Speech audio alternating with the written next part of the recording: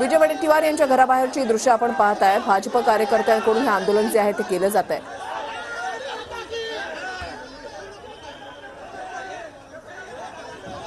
यांच्या बंगल्यासमोर भाजपच्या युवा मोर्चाकडून आंदोलन केलं जात आहे। चंद्रपुरामध्ये एका अल्पवयीन मुलीवरती अत्याचाराची घटना घडलेली होती आणि त्याचा निषेध म्हणून हे आंदोलन करण्याचा प्रयत्न केला जातोय। पुढच्या बाजूला आपण पाहतोय की पोलिसांनी सकाळपासून सगळीकडे बंदोबस्त लावलेला होता, मात्र आता अचानकपणे हे सगळे भाजपचे कार्यकर्ते जे आहेत ते विजय वडेट्टीवार यांच्या बंगल्याच्या समोर पोहोचलेले आहेत आणि आता घोषणाबाजी जी आहे ती विजय वडेट्टीवार यांच्या बंगल्याच्या बाहेर केली जाते।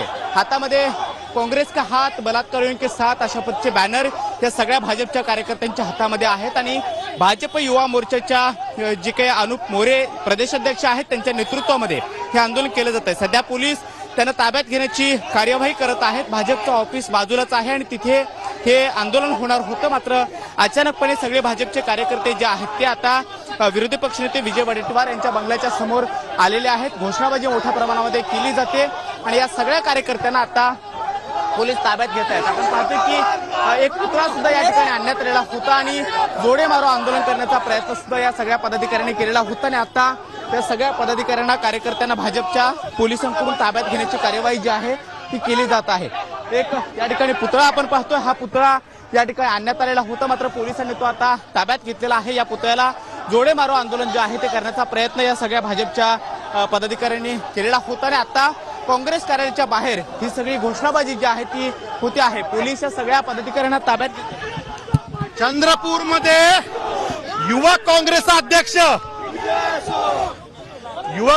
अध्यक्ष त्या ठिकाणी बाल तरुणीवर अत्याचार करतो। वडेट्टीवार इतर वेळेला आ वाढून बोंबलतात, आज त्यांची भूमिका काय आहे? काहीच बोलायला तयार नाहीयेत। युवा काँग्रेसचा अध्यक्ष आहे, राहुल गांधी विचार मंचचा अध्यक्ष आहे आणि काँग्रेसची संस्कृती आहे का? त्यांनी शिकवण दिले का? हा प्रश्न आमचा आहे। सुप्रिया सुळे कुठलीही घटना झाली की त्या विषयात बोलतात, सुषमा अंधारे बोलतात, आज या विषयात त्यांची भूमिका काय आहे? ही आम्हाला त्या ठिकाणी मागणी आहे की वडेट्टीवारांनी नाक घासून माफी मागितली पाहिजे। आज महाराष्ट्रातल्या जनतेची माफी वडेट्टीवारांनी मागितली पाहिजे, ही आमची मागणी आहे। त्यासाठी आम्ही त्यांच्या घरावरती आलेलो आहे।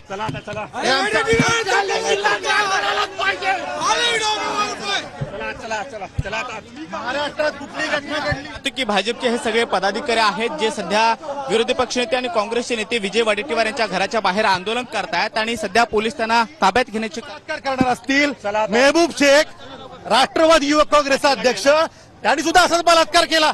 मग आज महाविकास आघाडी सरकार याचं उत्तर देणार का? महाविकास आघाडीची मंडळी याचं उत्तर देणार का? आणि नागरिकांकडून माफी मागणार का? हा प्रश्न आहे आणि त्यामुळे वडेट्टीवारांनी याची जाहीर माफी मागितली पाहिजे।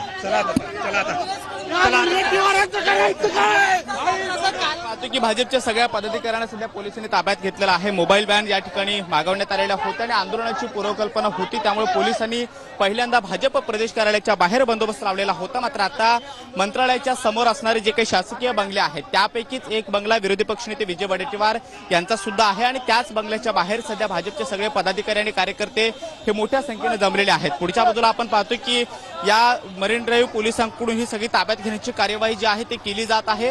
अनेक सगळे पदाधिकारी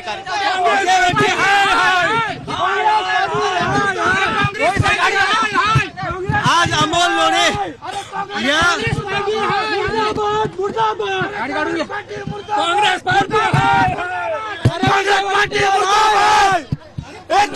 चर्चा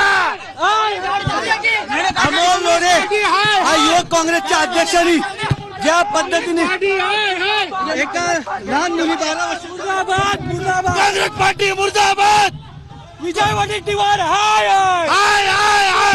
काँग्रेस पार्टी मुर्दाबाद। पाहतो की भाजपच्या सगळ्या पदाधिकाऱ्यांना युवा मोर्चाच्या सगळ्या पदाधिकाऱ्यांना ताब्यात घेण्यात आलेला आहे आणि